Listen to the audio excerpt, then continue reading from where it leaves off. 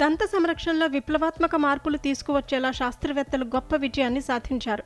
లండన్లోని Kings college, imperial college సైంటిస్టులు మొట్టమొదటిసారిగా ల్యాబ్లో మానవ దంతాన్ని పెంచారు. ప్రస్తుతం దంత సమస్యలతో డాక్టర్ వద్దకు వెళ్తే ఇంప్లాంట్ లేదా ఫిల్లింగ్ చేయాలను సూచిస్తారు. ఇది సహజ దంతాల రూపం. పనితీరును పునరుద్ధరించడంలో విఫలమవుతున్నది. అయితే శాస్త్రవేత్తలు అభివృద్ధి చేసిన కొత్త పద్ధతి దంతాలు కోల్పోయిన వారికి కొత్త మార్గాన్ని చూపించిందని అధ్యయనం పేర్కొంది.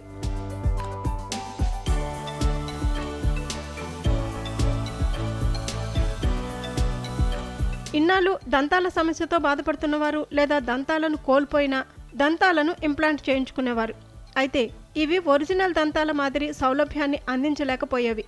ఇప్పుడు ఈ ఆవిష్కరణతో ఆ సమస్యకు చెక్ పెట్టినట్లయింది. దంతాల సమస్యతో బాధపడే రోగుల్లో కొత్త ఆశను అందించింది. ఈ బయోమెటీరియల్స్ కణాలు సహజ దంతాల మాదిరిగానే ఉంటాయి. పునరుత్పత్తి ద్వారా ఇది మొత్తం దంతాన్ని అభివృద్ధి చేస్తుందట. దంతాల నష్టంతో బాధపడే లక్షలాది మందికి ఈ ఆవిష్కరణ ఎంతగానో ఉపయోగపడుతుందట. జీవ సంబంధమైన రీతిలోనే దంత భర్తీ చేయాలన్న లక్ష్యం నెరవేరింది. తాము అభివృద్ధి చేసిన ఈ దంతాలు దవడలో కలిసిపోతాయి. దీర్ఘకాలం మన్నికగా ఉండేలా బలంగా ఉంటాయని శాస్త్రవేత్తలు చెబుతున్నారు.